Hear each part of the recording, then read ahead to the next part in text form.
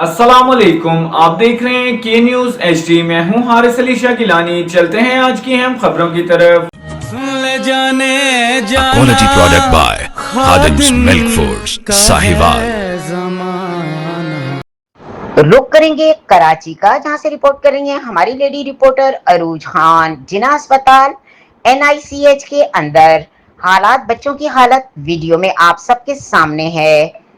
अस्पताल के डॉक्टर और अमले की गफलत का शिकार मासूम बच्चे बिस्तरों पर ऐसे पड़े हैं जैसे जानवरों की मंडी हो। एक एक बेड पर 5 से ज्यादा बच्चे लिटाए हुए हैं और इतना अमला होने के बावजूद बच्चों की देखभाल करने वाला कोई नहीं। अस्पताल की हालत जानवरों से भी बदतर है। अस्पताल के स्टाफ का रवैया ऐसा है जैसे इनके बाप के पैसों से बना अस्पताल हो।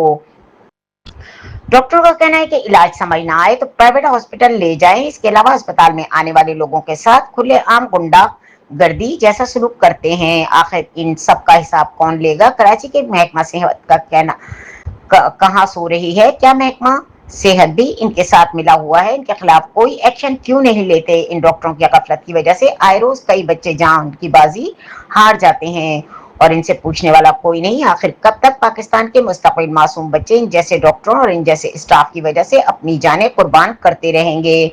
अवाम की वजीर आला सिंध और महकमा सेहत डिपार्टमेंट से अपील है कि इन जैसे डॉक्टरों और स्टाफ के खिलाफ एक्शन लिया जाए और पाकिस्तान के मुस्तकबिल बच्चों के जान महफूज बनाई जाए।